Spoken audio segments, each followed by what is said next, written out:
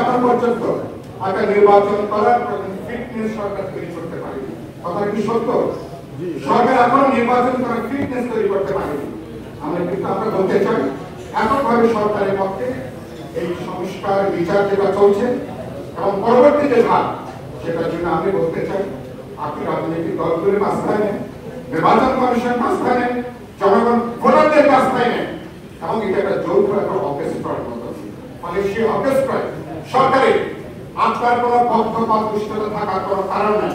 যদি বোঝা যায় যে সরকার পক্ষপাতদুষ্ট, যে সরিষাটি আমি ভুল তাড়াবো সেই সরিষার মধ্যে যদি ভুল থাকে তাহলে কিন্তু এই সরকারের পক্ষে একটা ভালো নির্বাচন দেওয়া কিন্তু সম্ভব হয় না।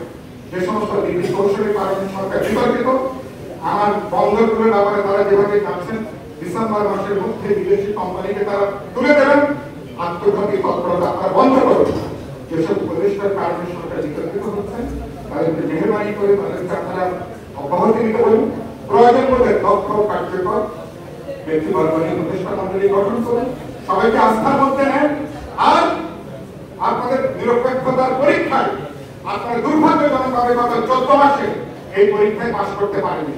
ভালো করে ফেল করার জন্য যতটা নাম্বার পাওয়া লাগে আপনারা ভালো করে ফেল করার নাম্বারও কিন্তু এখনো পান নাই। আপনাদের হাতে সময় আছে, আপনারা প্রজ্ঞাবান মানুষ, বুদ্ধিমান মানুষ, আর কিন্তু আমাদের সবার একটা আপনাদের উপরে সমালোচনা থাকলেও শেষ পর্যন্ত আপনাদেরকে নিয়ে যেহেতু আমরা নির্বাচন করতে চাই সুতরাং আমাদের সমর্থন আমরা আপনাদের উপরে অব্যাহত রাখতে চাই, কিন্তু সমর্থনটা শর্ত সাপেক্ষ। যা খুশি করবেন, এখন যেখানে যেভাবে চলতে চান এরকম যা খুশি করবার সুযোগটা নাই। নিজেদেরকে সমঝোতা করুন, আস্থার মধ্যে নেন। আর প্রধান যে বিতর্কের প্রশ্নগুলো আপনারা কোনো পক্ষ অবলম্বন করবেন না। আপনারা পক্ষ নেবেন, সাধারণ পক্ষ আমাদের পক্ষ নেবেন, গ্রহণযোগ্যতার পক্ষ নেবেন, তাহলে বাংলাদেশ রক্ষা পাবে, অভ্যুত্থান রক্ষা পাবে। নির্বাচন গঠনের মধ্য দিয়ে আমরা নতুন একটা ধাপে আমরা এগোতে পারবো।